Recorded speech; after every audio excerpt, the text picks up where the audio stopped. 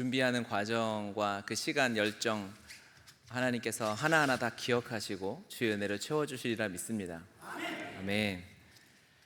네, 저는 소개받은 양재동에 있는 복음의 교회를 섬기고 있는 김병규 목사입니다. 처음 뵙는 분들도 몇 분 계신 것 같아서 간단히 제 소개를 드리면, 저는 2006년 9월 첫날 이곳에 신학생일 때 교육 전도사로 왔었습니다. 그래서 첫 사역지였습니다. 제가 선교단체에서 학생 리더로 사역을 했지만 이제 전도사라는 이름으로 불리면서 사역했던 첫 교회가 바로 서울 순복음 교회고요. 저한테 너무 감사한 교회죠. 저도 이제 목회를 하다 보니까 그냥 차라리 내가 하는 게 낫지 초짜를 뽑아서 키우는 건 더 힘들더라고요. 그런 아무것도 모르는 저를 이렇게 써주셔서 제가 저기 방송실에서부터 교회 사역을 배웠습니다. 운전을 배우고, 또 지금 이제 원로 목사님과 담임 목사님께서 하나하나, 지금 생각해보면 얼마나 참으셨을까요? 아무것도 모르는 28살짜리 사역자를 데리고, 한편으로는 성도님들도 진짜 대단하신 겁니다. 28살짜리 아무것도 모르는 전도사의 찬양을 들으면서, 설교를 들으면서 은혜도 받으시고, 진짜 하나님 살아계신 게 확실하죠. 그렇게 훈련을 받으면서 이곳에서 이제 한국 교회를 섬기는 일을 처음 시작했고요. 지금은 7년 전에 양재동에 이제 하나님께 한국 교회와 다음 세대 북한을 섬기라는 마음을 주셔서 개척해서 한 50여 명의 성도와 그리고 이제 기독교 대안학교를 세워서 사역하고 있습니다. 계속해서 선교회에서 또 목사님 또 교회에서 계속 기도해 주시고 후원해 주셔서 은혜로 한 주 한 주 승리하며 살아가고 있고요. 여러분의 기도의 응답이 저입니다. 그래서 여러분 기도가 한 가지를 응답되셨다는 거 제가 확실하게 말씀드릴 수 있습니다. 다시 한번 감사드립니다. 오늘 읽은 본문 말씀을 가지고 누가 나의 이웃입니까? 라는 제목으로 잠시 말씀을 나누고 함께 기도했으면 좋겠습니다. 우리가 잘 아는 말씀을 읽었는데요, 25절에 보면 한 율법 교사가 예수님께 묻습니다. 율법 교사는 이제 말씀을 가르치는 사람입니다. 그 말씀의 전문가죠.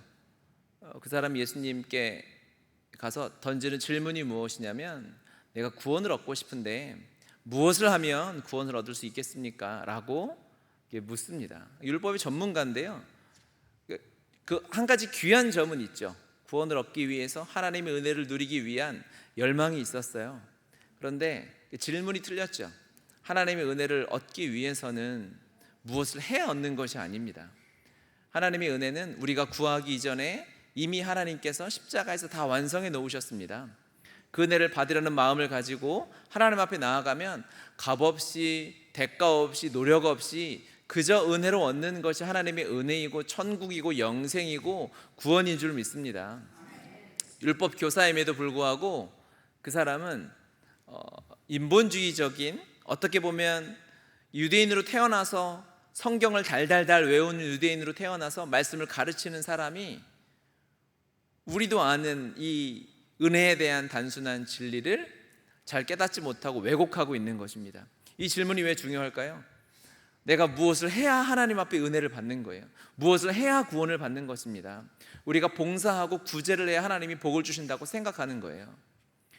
여러분이, 우리 오늘 성교회와 우리 성도님들이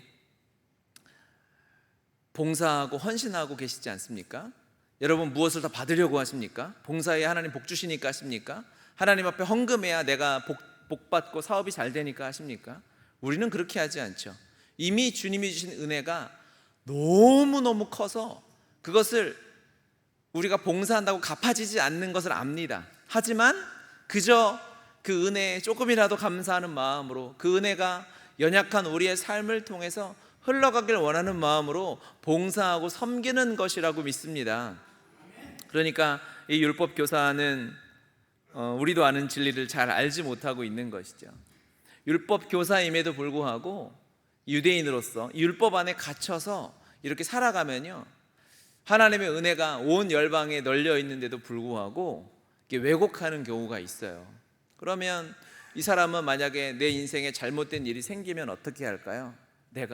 내가 뭐 어려운 일이 생기거나 문제가 생기면 무슨 생각을 할까요? 내가 하나님 앞에 무엇을 잘못했지? 내가 무엇을 잘못해서 하나님이 나를 치셨지? 내가 뭘 잘못해서 하나님이 나를 저주하셨지? 라고 생각하지 않겠습니까? 여러분, 우리 인생이 그런가요? 여러분의 인생에 내 마음에 안 드는 일이 생기거나 자식의 문제가 생기거나 재정의 문제가 생기면 내가 잘못해서 하나님 앞에 벌 받은 것입니까? 여러분, 혹시 그렇게 생각하고 계시다면 율법에 대한 완전한 오해입니다. 우리가 잘못한 대로 혼났다면 우리는 이 자리에 아무도 있을 수 없을 것입니다. 그렇죠?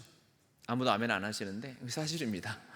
우리가 잘하면 복을 받고 잘못하면 혼난다 라고만 생각하면 하나님 앞에 혼날 것이 하나, 칭찬받을 것이 하나도 없고요, 그저 매 순간 혼나기만 하다가 하나님 앞에 서지도 못할 것입니다. 하나님은 우리가 행한 대로가 아니라 이미 예수 그리스도께서 이루신 그 은혜의 방편으로 우리 예배를 받아주시고 우리의 삶을 안아주시고 우리의 삶에 끝없는 은혜를 베풀어 주신다고 믿습니다. 그래서 혹시 우리의 삶에 문제나 어려움이 생긴다면 그저 하나님 앞에 엎드리면 됩니다. 우리가 물론 잘못하고 돌이켜야 할 것들이 있죠. 그런데 그것 가지고 하나님이 우리를 지적하시고 넌 그러니까 안 돼, 그러니까 잘못했어 라고 생각하는 건 진짜 어린아이와 같은 신앙입니다. 오늘 저희 교회 이제 한 달에 한 번 정도 오시는 성도님이 한 분 계십니다. 근처에 사시는 분인데 이걸 안 보시겠죠? 그분하고 식사하고 대화를 하는데 그런 얘기를 하시더라고요. 그분이 교회를 오래 다니다가 이제 지금은 한 주는 저희 교회로 오고요, 한 주는 다른 교회를 가고 한 주는 절을 갑니다. 그리고 이렇게 한 주는 쉬시고 그러니까 그 다음 주가 되면 이렇게 오십니다. 되게 감사한 일이죠, 여러분. 그런 안 나가는 것보다 한 달에 한 번씩 오는 게 어딥니까?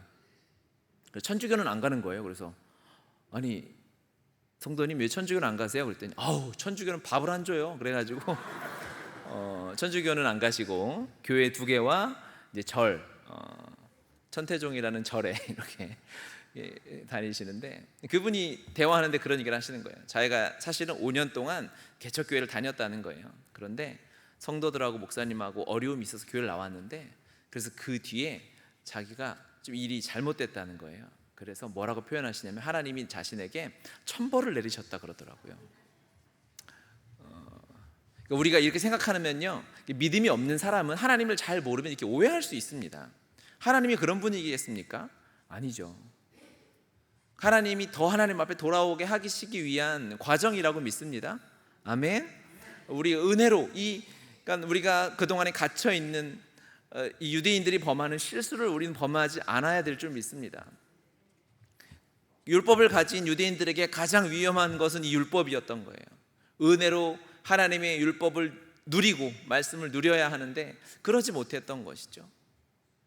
이 성경 마가복음 10장에 보면 이제 마가복음 11장은 이제 종려 주일이 시작되는 날입니다. 그러면 이제 고난 주간 예수님의 십자가 사역이 시작되기 전이 마가복음 10장인데요.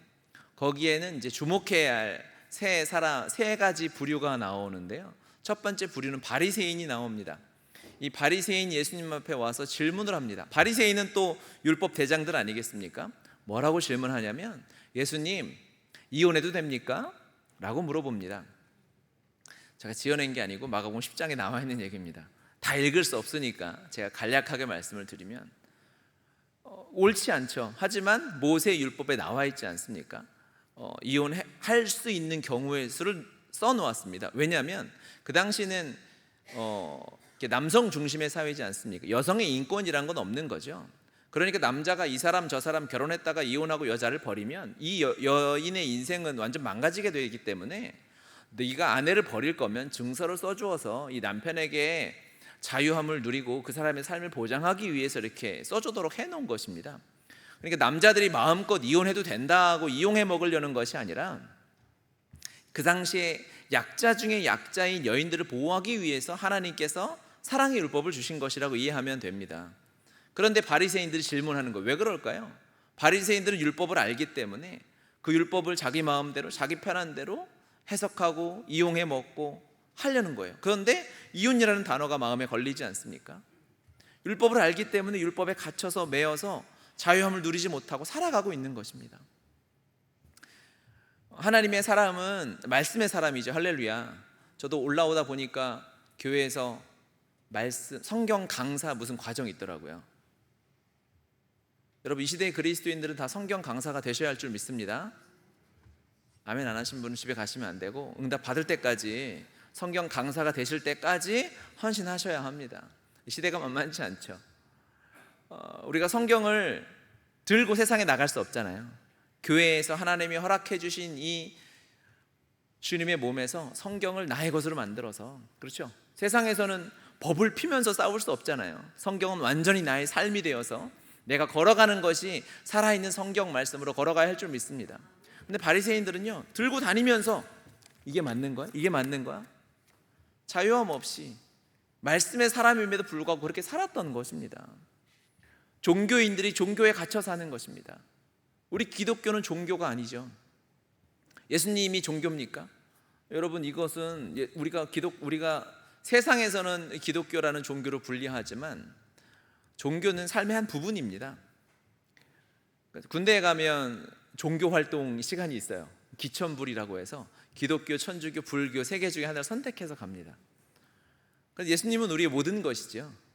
예수님은 우리가 교회에 와서만 예수님을 만나면 그것이 종교가 되지만, 예수님은 나의 호흡이고 나의 전부이고 모든 것의 모든 것, 나의 주인 아니겠습니까? 할렐루야. 그러니 이 말씀은 나의 삶이 되어서 걸어가는 것마다 말씀에 매이는 것이 아니라 말씀을 살아내는 자가 되어야 할 줄 믿습니다.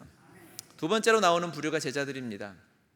예수님의 제자들이, 예수님이 세 번째로 내가 십자가에 죽을 순환 예고를 하시는데요, 그것에 대해서 제자들이 바로 야고보와 요한이 물어봅니다.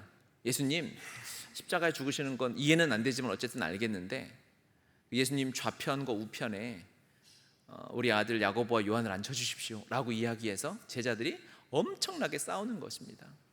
왜 그럴까요? 그들은 성경 자체가, 구약 성경 전부가 예수 그리스도가 메시아임을 말하고 있지 않습니까? 그런데 이 메시아는 어떤 메시아입니까? 이 세상의 기준으로 왕으로 오시는 분입니까? 아니죠. 세상에는 섬기는 종으로 오셨지 않습니까? 우리를 위해 생명을 내어주시기 위해서 오셨죠. 그런데 제자들은 예수님을 3년을 따라다니고도 이제 예수님의 사역의 마지막이 됐어? 이제 로마 정부를 다 물리치고 왕이 되시려나? 라는 생각을 하고 있는 거예요. 주님은 그런 말씀을 하신 적이 한 번도 없어요. 그런데 말씀을 달달달 외우고 살았던 이 유대인 예수님의 12 제자도 예수님이 세상에서 왕이 되시려나 봐, 그 옆자리로 가야 하는구나, 말씀에 대한 완전한 오해를 하고 있는 것입니다. 오늘 본문의 율법 교사도 마찬가지입니다. 예수님께 질문을 하는 거죠. 무엇을 해야 영생을 얻습니까? 예수님이 말씀하십니다. 말씀에 뭐라고 쓰여 있습니까? 라고 물어봤더니 하나님을 사랑하고 이웃을 사랑하라고 써 있습니다. 그래서 예수님이 칭찬하십니다. 율법교사, 당신의 말이 옳습니다. 그랬더니 이 율법교사가 칭찬을 받으니까 신나지 않습니까? 그래서 그러면 내 이웃이 누굽니까? 라고 성경의 표현에 의하면 자기를 이제 드러내기 위해서, 뽐내기 위해서 신나서 자기가 답을 알거든요. 유대인들이 생각하는 이웃이 있습니다. 도와야 할 이웃, 그게 누구인 줄 아십니까? 유대인들은요, 유대인 중에서 고아와 과부와 가난한 자들, 나그네들, 그런 자들을 돕는 것이 이웃이라고 생각하고 있었습니다. 그러니까 예수님께서 우리가 잘 아는 이 선한 사마리아인의 비유를 말씀해 주시는 것입니다. 진짜 이웃은 유대인들이 생각하는 이 도와야 할 자들의 경계를 넘어서야 하는 것이었죠. 그 당시 유대인들은, 유대인 말고 이방인들은 이제 사람 취급을 안 했잖아요. 특히 사마리아 사람들은 혼혈이 됐다고 해서, 이방인들과 피가 섞였다고 해서 인간 취급을 하지 않았죠. 그러니까 그들을 돕고 그들과 교제하고 그들과 접촉하는 것 자체를 생각하지도 않았습니다. 그들은 이웃이 아니었습니다. 하나님의 말씀이 그렇겠습니까? 율법이 그렇겠습니까? 하나님께서 하나님의 사랑과 예수님의 사랑을, 이 놀라운 복음을 유대인끼리 행복하게 잘 먹고 잘 살아라라고 주셨겠습니까? 당연히 우리는 그게 아님을 알고 있죠. 그런데 그 당시에 이 율법 교사와 유대인들은 그 안에 갇혀 있었던 것입니다. 그러니 예수님께서 제사장과 레위인과 선한 사마리아인 세 가지 이야기를 해주시면서 진짜 이웃은 누굴까? 진짜 하나님의 말씀을 사랑하는 자가 누구입니까? 라고 물어보는 것이죠. 이 사람은 선한 사마리아인이라고 대답하지 못하고 긍휼을 베푼 자라고 돌려서 대답을 하면서 이 예화가 끝나게 됩니다. 여러분, 하나님께서, 우리는 하나님을 사랑하죠. 하나님의 사랑을 베풀고 나누고 살아갑니다. 우리 서울순복음교회와 다윗남성교회는 하나님의 사랑으로 지금까지 많은 섬김과 봉사를 해오고 계셨습니다. 아멘. 너무 잘하신 거라고 제가 칭찬할 건 아니지만 이 자리에 섰으니까 정말 박수 쳐드리고 싶습니다. 열매들이 있습니다. 너무 잘하고 계시는 겁니다. 아무나 이렇게 할 수 있지 않습니다.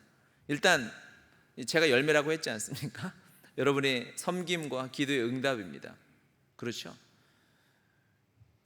무슨 말씀을 드리려고 하냐면, 우리 교회와 선교회가 하나님의 사랑을 받고 하나님이 주신 복으로 열방을 섬기고 이웃을 섬기는데 달란트가 있다는 거예요. 잘하고 계시다는 거예요. 제가 이 교회에 있을 때, 이제 떠났으니까 하는데 진짜 바빴습니다. 첫 교회니까 다 그런지 모르고 그때 쉬는 날이 없었습니다. 여기 저하고 같이 계셨던 분들이 이제 몇 분 안 계시니까 아실 텐데, 제가 그 당시에 차가 없었고 의정부에 살고 있었습니다. 그래서 의정부에서 지하철로, 차가 없었어요. 지하철로 2시간씩 이렇게 다니는데, 보통 이제 교역자들이 월요일 날 쉬잖아요. 여기는 그런 건 없습니다. 여기는 그런 거 없었고, 이제 제가 불평하는 건 아니에요, 목사님. 돌이켜 생각해 봤더니 제가 첫 사역지에서 그렇게 훈련받지 않았으면 되게 게을르지 않았을까 생각을 합니다. 토요일도 당연히 없었죠. 그저 한 달에 하루 이틀 쉬면 잘 쉬는 거였습니다. 그때 왜 그랬냐면요, 여기 성교원이 있죠. 그때 미래지도자 학교가 있죠. 또 실버대학이 있죠. 하여튼 교회는 큰 교회지만 이만한데 한 10만 명 교회가 하는 사역을 그대로 합니다. 제가 여의도 교회 사역자로 있었는데 갔더니 똑같아요. 수십만 명 교회가 하는 사역을 여기서 그대로 하고 있어요. 그게 하나님께서 맡겨주신 사명입니다. 이웃을 섬기기 합당하고 하나님의 사역과 이웃을 사랑을 맡겨주었더니 서울순복음교회가 잘하더라. 하나님께서 인정해 주시기 때문에 저는 사명을 맡기셨다고 믿습니다. 아멘이죠. 그래서 얼마나 많은 열매가 있고, 여기서 많은 사역자들 훈련받아서 선교사로 또 교회로 살아가고 있지 않습니까? 또 알지 못하는 곳에서 하나님의 은혜를 이 교회에서 받아서 살아가고 있을 것입니다. 많은 열매가 맺히고 있을 것입니다. 할렐루야. 잘하고 계시는 여러분에게 하나님께서 또 사명을 맡겨주시는 것입니다. 무엇일까요? 그동안 우리가 생각했던 이 경계를 넘어서, 유대인들은 이웃 사랑을 안 했던 게 아닙니다. 유대인들은요, 주변에 고아와 과부와 나그네가 보이면 법으로 해놨습니다. 추수도 한 번에 다 하면 안 됩니다. 나그네를 위해서 추수는 모퉁이는 남겨둬야 됩니다. 그렇게 이웃 사랑과 구제의 헌신은, 구제와 봉사는 법으로 정해놨어요. 율법에 정해져 있어요. 그런데도 그 뛰어넘지 못하는 한계를 뛰어넘어야만 하는 것입니다. 왜? 예수님의 사랑이 이방인에게, 열방에게, 이 조선 한국 땅까지 와야 하기 때문에 하나님이 그 계획을 이제 펼쳐 가시는 것 아니겠습니까? 저는 우리 서울순복음교회가 지금까지 감당한 사역에 갑절의 사역은 충분히 할 수 있다고 믿습니다. 아멘. 더 고생하셔도 될 것 같습니다. 목소리도 너무 건강하시고, 할렐루야. 아멘을 3분만 하시는데 목사님 혼내주셔야 될 것 같습니다. 여러분, 열방에 도와야 할 자들이 너무나 많습니다. 한국교회가 아파하고 있는 여러분, 조그만 시골로만, 지방으로만 가보십시오. 지방이 소멸의 시대지 않습니까? 뉴스로 많이 보죠. 지방이 소멸하고 있다. 그곳의 교회들은 어떻겠습니까, 여러분? 성도 1명, 2명 두고 씨름하고 있는 교회가 얼마나 많은지 아십니까? 사명이 있기 때문에 교회 문은 닫을 수 없고, 먹을 것이 없어서 정말 시골은 일자리도 없습니다. 목사님 사모님이 어떻게 할 수 없어서 하지만 하나님이 사명을 거두시진 않으니 버티는 교회들이 있어요. 이것이 우리나라에 있습니다. 또 우리가 경계를 넘어서야 할 가장 한국교회에 필요한 것이 우리의 다음 세대를 살리는 일입니다. 서울순복음교회가 다음 세대를 위해서 여러 헌신하고 봉사하고 있는 것 알고 있습니다. 제가 가끔 목사님 바쁘신데 놀러와서 괴롭히고 하거든요. 뭐하고 계시나 이렇게 구경하고 가거든요. 다음 세대를 위해서 열심히 헌신하고 계시는데 여러분 더 하셔야 합니다. 왜냐하면 다음 세대 지금 우리 성도님들 세대와 또 저의 세대를 보면 이렇게 더 어려워지고 있지 않습니까? 교회가 신앙인들이 살아가기에 정말 어려워지는 시대죠. 교회는 줄고 인구도 줄고 아이들은 줄고요. 교회마다 다음 세대가 없잖아요. 그러니까 우리의 다음 세대가 살아갈 그들이 20대가 되고 30대가 되고 40대가 되어서 살아갈 우리 조국 대한민국과 한국의 상황이 한국 교회 상황이 어떻겠습니까? 굉장히 어려울 겁니다. 그냥 예측이 되죠. 그러면 그 아이들을 어떻게 섬겨야 할까요? 저는 전 성도가 전 교역자가 나서서 다음 세대 사역만 해도 하나님이 혼내실 것 같지 않습니다. 왜냐하면 그렇게 해도 될까 말까거든요. 너무 어려운 위기의 시대를 살고 있습니다. 오늘 뉴스를 보니 2050년 되면 한국의 인구가 한 3,600만 정도 될 것 같다 이렇게 얘기를 합니다. 통계적으로 봤을 때 그러면 거의 1,400만 명이 사라지는 거예요. 그런데 앞으로 갈수록 어른들이 더 연세 많으신 분들이 많이 살게 되잖아요. 우리 아이들이 어떻게 사회적으로도 신앙적으로도 힘든 시대입니다. 여러분 다음 세대를 향한 그 부담을 더 가져주시길 바랍니다. 온 선교회가 온 교회와 온 성도와 온 교역자가 한 마음으로 다음 세대를 위해 헌신하고 모든 것을 내어주어도 이게 만만치 않은 시대가 되었습니다. 하지만 주님께서 저는 서울순복음교회 실력을 아신다고 믿습니다. 할렐루야. 지금까지 우리가 주님을 섬겨온 시간들이 있는데요, 그렇죠? 그래서 주님께서 그것을 아시고 위대한 하나님의 일들을 맡겨주시라고 확신합니다. 또한 우리가 뛰어넘어야 할 경계가 있는데 그것은 바로 북한 땅입니다. 우리가 북한과 하나 되길 원하죠. 그런데 그들을 사랑하진 않습니다. 그냥 그들이 망하기를 원하는 것이 한국 교회 정서인 것 같습니다. 그들 중에 잘못한 사람들이 있죠. 하지만 대부분은 하나님을 잘 알지 못하는 그냥 하나님이 사랑하신 하나님 형상으로 지어진 사람들입니다.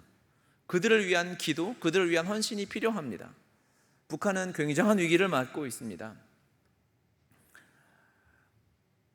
1994년도에 있었던 고난의 행군보다 더 힘든 시대를 맞이하고 있다고, 먹을 것이 없고 경제적으로 너무 힘든 시기를 보내고 있다고 합니다. 우리가 당장 도울 수 없겠지만 우리의 기도의 역량을 모아서 하나님 그들을 살려달라고, 그들에게 우리의 경계를 넘어서서 우리 한계를 넘어서서 그들을 구원해달라고 우리가 기도해야 할 줄 믿습니다. 우리가 만약에 하나님의 사랑을 가진 우리가 북한을 품고 북한의 영혼들을 사랑할 수 없다면 그것은 하나님의 사랑에 대한 왜곡입니다. 의인이신 하나님께서 우리를 사랑하셨습니다. 그러면 우리가 품지 못할 영혼이 어디 있겠습니까? 여러분, 우리 교회에 누구나 들어올 수 있는 거 아니겠습니까? 할렐루야. 지금 저 GS25 편의점에서 광고하는 건 아닙니다. 거기서 막 소주를 까드시다가 여기 들어오셔도 됩니다. 기분 나쁘실 제 교회 아니라고 막 말하는 게 아니라 교회는 죄인들이 오는 곳입니다. 우리가 차려입고 내가 의인인 척하고 있으니까 죄인들이 오기 어려울 때가 있어요. 아니에요. 교회 주인은 죄인입니다. 여기서 죄인이 예수님 믿고 구원 받아야 되는 곳이에요. 우리가 죄인인데 좋은 옷 입고 내 신분 세탁해서 괜찮은 자들이 우리끼리 종교활동하는 것이 아니지 않습니까?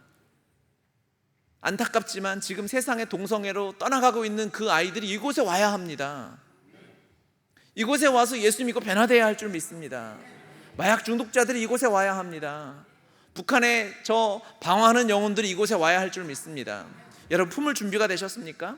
그러면 주님께 간구하십시오. 하나님, 우리 교회에 누구나 보내주십시오. 감옥에서 출소하면 이 길로 오게 해주십시오. 무서운가요?